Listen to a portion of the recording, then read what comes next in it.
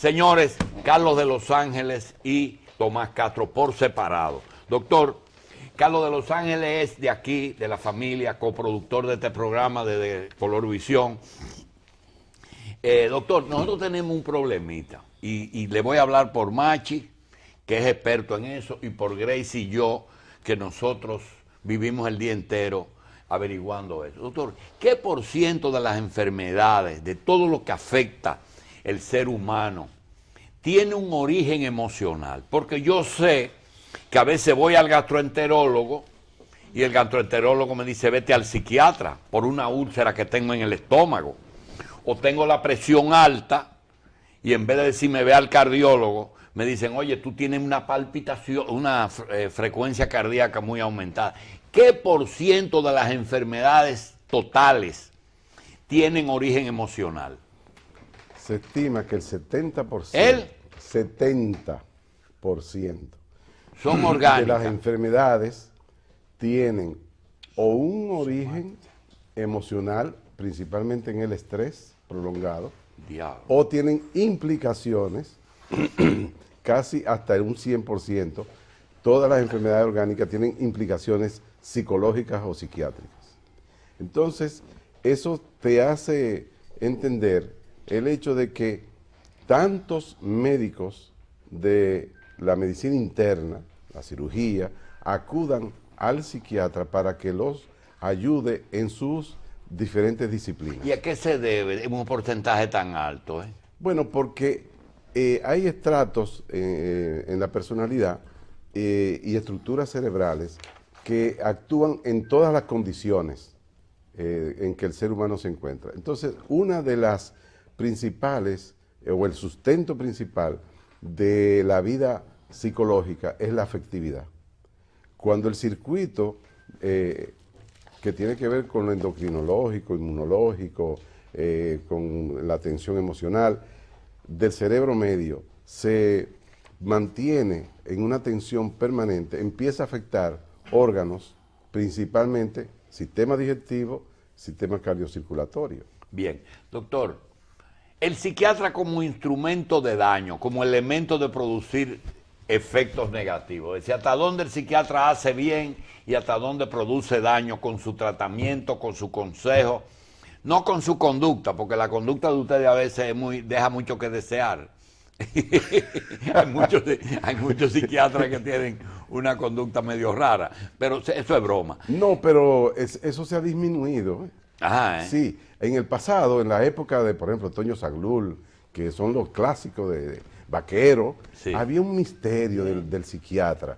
Y entonces la gente decía, si cogió para el lado de la psiquiatría es porque está medio tostado, sí. No, ya la gente entiende que los psiquiatras no están tostados, y eso se lo debemos a la labor educativa de Toño Saglul, la de Maximito Veragoico y la de Vaya Costa. Entiéndeme esto que le voy a decir.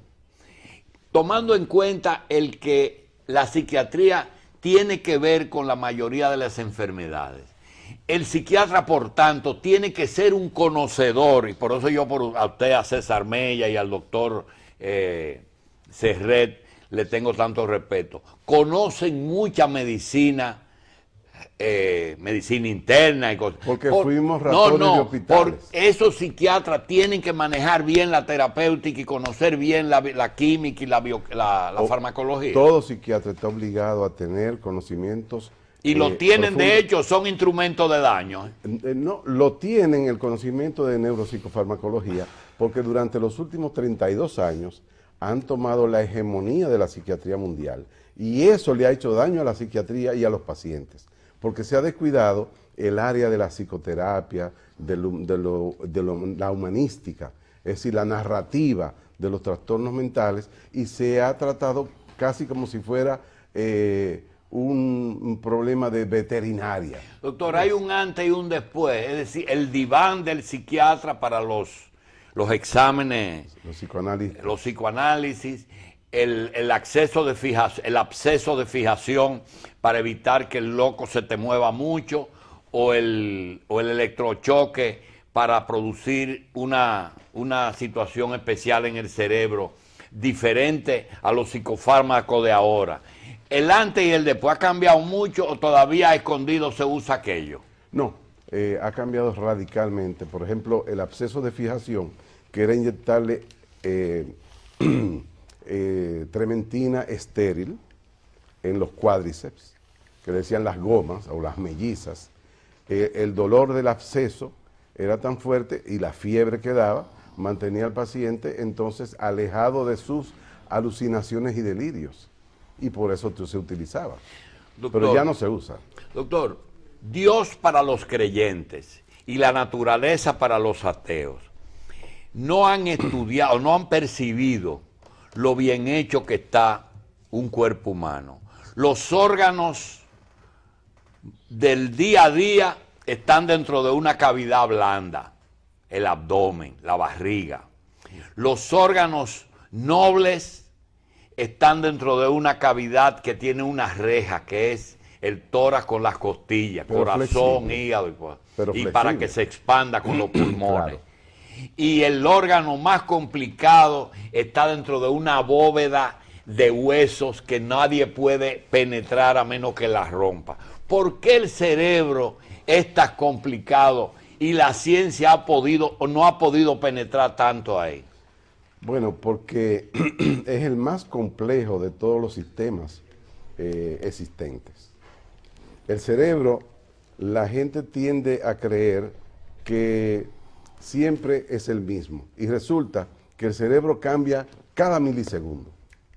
La pregunta que tú me haces me estimula y ya mi cerebro no es el mismo. La respuesta que yo te doy inmediatamente modifica las estructuras bioquímicas cerebrales tuyas porque te produce acuerdo o desacuerdo, y ese juego permanente es lo que hace que el cerebro sea el órgano más complejo y por lo tanto más sensible, pero hay que protegerlo, y por eso tiene una cavidad que impide que el medio externo le golpee. Ahora, fíjate bien. ¿Quién programó esa computadora que uno tiene? Si es fatal, es decir, fatal desde el punto de vista que no va a cambiar. No, ¿quién programó eso?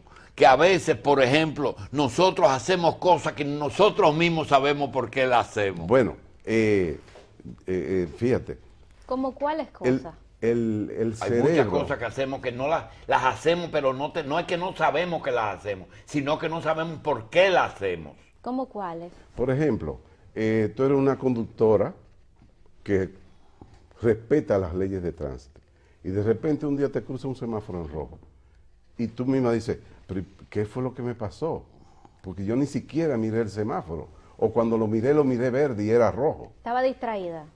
No es solamente distraída. Estaba distraída. ¿Por qué nos distraemos? Pues, sí, claro. Si es una cuestión de vida y te puede matar una patana porque también. Tú vas pensando sí. Mientras vas conduciendo. Y a veces hace actos automáticos que tú dices, pero bueno, ¿y qué me pasó? Ahora, el cerebro... Comenzando por la fisiología, doctor. Después que usted traga ya no puede controlar el resto. No puede. Ahora, fíjate, lo interesante de todo esto es que el cerebro es el único órgano que se hace a sí mismo. ¿Cómo? El único órgano que se produce a sí mismo es el cerebro.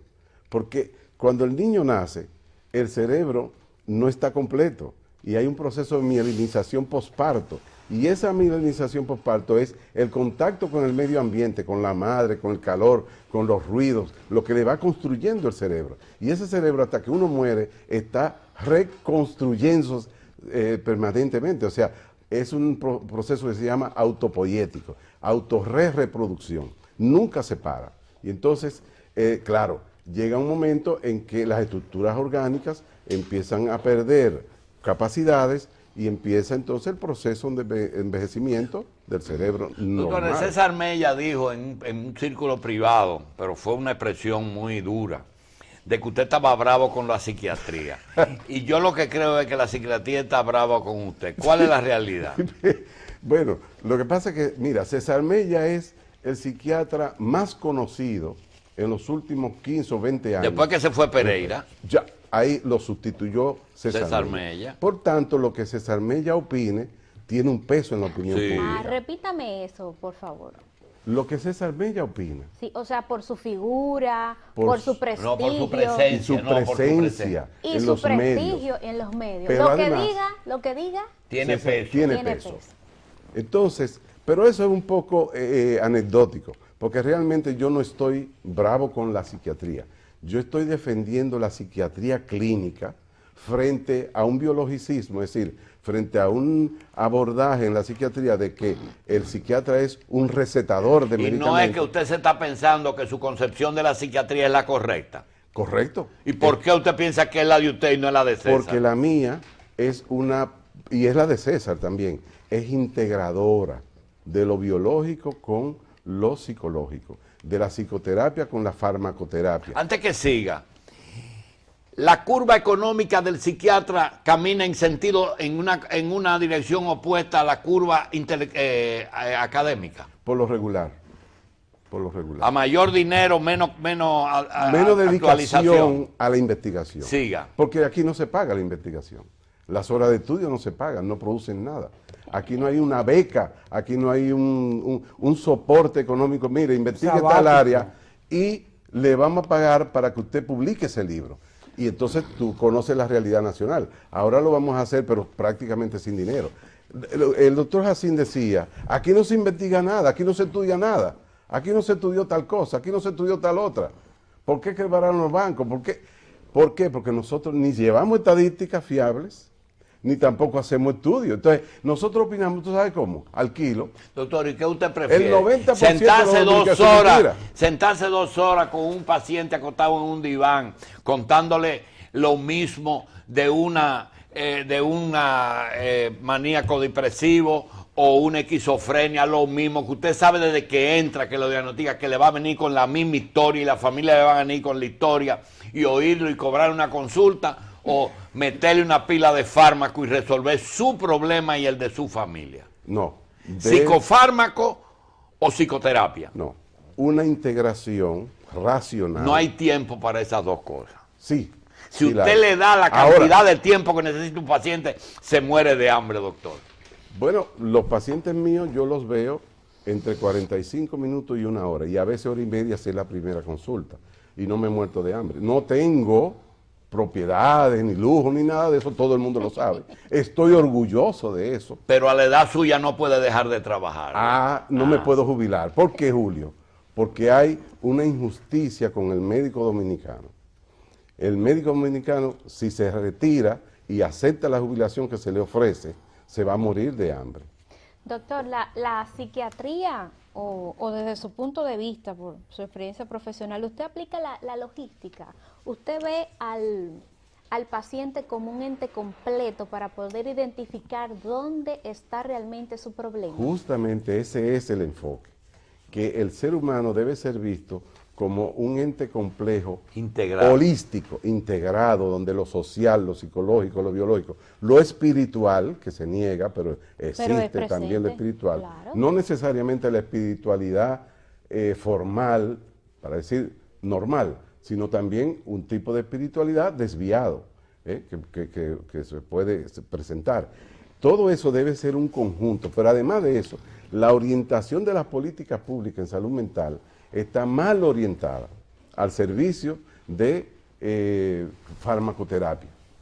Y se ha descuidado por muchos años, por 32 años, la psiquiatría comunitaria, que es la que verdaderamente va a funcionar en los países en vías de desarrollo, que le llaman ahora. Yo no estoy de acuerdo que le digan vías de desarrollo, pero bueno, el asunto es que este seguimiento en centros de salud mental comunitaria, donde psicólogos y psiquiatras le dan seguimiento en el hogar a cada uno de los pacientes que hayan sido egresados de hospitales o que todavía necesiten consulta, se le da seguimiento en el mismo barrio y no llega al hospital. Eso le va a economizar al pueblo dominicano millones de pesos. La conducta de una persona está íntimamente relacionada con los episodios que vivió en su niñez. Por supuesto. ¿Por qué? El ser humano siempre regresa a su pasado, o sea, el pasado siempre está íntimamente relacionado con su vida. Martin Heidegger, un filósofo alemán, el más metafísico de todos los cerebros alemanes en filosofía, decía que nosotros vivimos en un presente pasado y presente-futuro, es decir, todo presentizado. Yo vivo con mi pasado y con mi futuro, por lo menos en una previsión de lo que puedo llegar a ser. Pero realmente todo eso se vive en el presente actual. ¿Qué ocurre? Que si una persona fue abusada en la niñez, fue maltratada, maltratada sí, o discriminada, cualquier tipo de abuso, eso deja una huella con la que él responde ya de adulto. Entonces, por eso es que tenemos que proteger la mujer y a los niños de maltrato y de abuso para que haya mejor salud mental en el futuro. Doctor de Los Ángeles, Carlos, la pregunta de Gracie, yo le aseguro que no fue en combinación. El tema por lo que yo lo invité es un solo tema y se lo voy a plantear. Tiene que ver con lo que ella le dijo. Si usted coge una tribu del Amazonas y saca un aborigen de ahí y lo educa, terminará siendo un ser más o menos igual que los que viven en Caracas o en Río de Janeiro, si lo educa. Si coge un apalache de allá de las tribus norteamericanas y lo lleva a Harvard, termina siendo un estudiante de Harvard. Si usted lleva un miembro del Hamas terrorista o un Arabia Saudita, como era el caso de Bin Laden, y lo lleva a Estados Unidos y lo mete en una universidad, termina... Si mi abuelo se hubiera quedado en el Líbano, yo estuviera en un campo cultivando aceituna, pero vino para acá. Entonces, lo que yo le quiero decir, esa pregunta que le hizo Gracie, de si todo tiene que ver con antecedentes personales y familiares, yo le quiero plantear una teoría para que usted me... Ese mismo ciudadano de diferentes culturas en el mundo, el chino, el de Himalaya, el de América del Sur, tiene un 100% de su ente, su humanidad, su formación. El 33%, la tercera parte, lo trajo con su genética. Tú eres Carlos de Los Ángeles, hijo del señor de Los Ángeles y de la señora, eres mulato, eres de tal sitio, es decir, hay cosas que usted trae en su genoma, eso no se lo quita a nadie. Nace y hasta los 18 años está en una casa que te dicen, tú eres católico, comer leche con limón es malo, las niñas se sientan bien, el condón es una vejiga para celebrar el cumpleaños, todas esas cosas. Es el otro 33%. Y después que usted sale de su casa a los 18 años y dice, bueno, yo me voy a mudar, ahora soy yo, pero con esas dos cosas que usted arrastra. Y dice, no, ya yo no soy católico, ni soy protestante, yo ahora soy testigo de Jehová. O budista. O ateo. O budista. Lo que sea. Pero ese es el otro 33. ¿Hasta dónde usted puede sustituir los otros dos elementos? Lo genético. Y la familiar, la cultura. La cultura. La cultura. Sí. Realmente, lo genético siempre va a quedar como una posibilidad. Tú puedes tener el gen diabético, pero si lleva un tipo de vida específico, puede no desarrollar la diabetes tipo 2 nunca, la tipo 2. De manera que uno puede, con la cultura, frenar lo natural cuando conviene. Controlarlo. Controlarlo. Sin embargo, esa imbricación se va a dar en el ejercicio de la vida cotidiana. Y de ese ejercicio de la vida cotidiana es que va a surgir la personalidad definitiva del sujeto. Por ejemplo, yo puedo tener unos valores culturales, morales, éticos, pero en el contacto con la sociedad, con la realidad social, puedo ir modificando lo que mi familia me inculcó y en un momento determinado entrar en aceptar los parámetros sociales, por ejemplo, de poder, saber, deseo, discurso, y entonces una familia donde me enseñaron a que lo ajeno no se coge, ya en el contacto con la realidad, un funcionario que viene de una familia que termina aceptando el 10 y el 20% y cogiéndose los cuartos. ¿Por qué? Porque el contacto con la realidad social le doblega lo que aprendió en su casa. Entonces, también la sociedad... Entonces no puede romper 100% con ese 67. No, 100% no. Pero Tiene sí que, mucho, ¿verdad? sí, aceptando que hay un 33, 33 y 33. Bueno, estamos Pues suponiendo. una suposición. Sí. Hay aspectos en que lo biológico es superior y debe ponérsele esa prioridad. Por ejemplo, un esquizofrénico sabemos que hay un problema biológico cerebral, pero vamos a utilizar el término correcto. En un neurótico de angustia, un neurótico, hay otra condición que no tiene que ver necesariamente con lo biológico y el tratamiento debe ser más hacia la psicoterapia, mientras que en el esquizofrénico vamos a descansar más en la farmacoterapia, sin olvidar los aspectos psicoterapéuticos. La pregunta siempre va a remitirnos a naturaleza y cultura. Ya. Esa es la lucha de la historia del ser humano. ¿Puede hacer uno su propio camino genético? No. No. ¿Puede hacer el resto? Sí puede hacer su propio camino. Puedes construirlo y de hecho lo construyes diariamente en la vida cotidiana. En cada toma de decisión estás construyendo una historia que personal, pero esa historia personal no es solamente externa, es intrapsíquica. Porque hay escuelas que disienten de eso que usted está diciendo.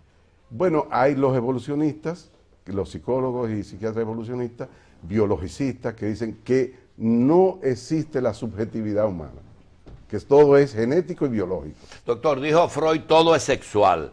Ahora si yo le digo todo es económico, ¿es así? Marx basó toda su teoría económica, Machi está aquí que sabe a qué me refiero, en que todo era económico. Todo es económico, sí, según Marx. Según Marx. Freud todo es sexual. Según Freud todo es psicológico. Ya. Todo mental. Pero nadie escribió más sobre la cultura que Freud. El que más escribió de los clásicos sobre la cultura fue Freud.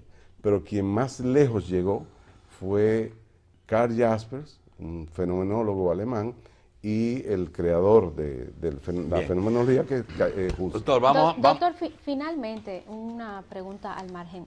Aún en la sociedad dominicana, ¿qué porcentaje de mal visto todavía en la concepción de la sociedad dominicana es el hecho de que un joven se emancipe o tenga la autodeterminación de trazar su vida solo, se separe de la casa de sus padres en un periodo de la vida en la que ya es adulto, antes de casarse? ¿Qué porcentaje todavía se ve mal eso en la sociedad dominicana o es algo normal? No es que lo vean mal, pero entienden que los hijos se van de la casa cuando se casan, en sentido general. En casos, por ejemplo, ya de la modernidad, que el hijo consigue trabajo, pero en una zona turística, se van de la casa sin casarse, y las hijas también, y eso la gente lo acepta. El dominicano ha cambiado mucho en los últimos 40 años. El dominicano de ahora no es de hace 40 años. Un dominicano de ahora es mucho más agresivo, mucho más liberal, emprendedor. Sí. Tú sabes, tienes ahora... pero verlo mal es un asunto del pasado ya, ¿no? Es un concepto pasado. Sí, no, ya eso... Yo creo que la participación corta de de Carlos de Los Ángeles, lo que trae más interrogantes. Y cada tema, cada palabra es un programa. El hecho de que la emancipación de los hijos, ya eso es un tema. ¿Por qué se va el muchacho de la casa? ¿Por deseo realmente de vivir su propia vida o porque quieren libertad para hacer lo que no le permiten? Esas son cosas que nosotros podemos hablar en 200 programas, que espero que a usted y a Gracie le queden, porque yo no voy a estar para 200 programas más. Son muchos años. ¿Cómo que no? Claro. No, pero 200 no diarios, claro, sino a participaciones eventuales y que va a más de tener el ahí. doctor. Bien, vamos a dar las gracias al doctor.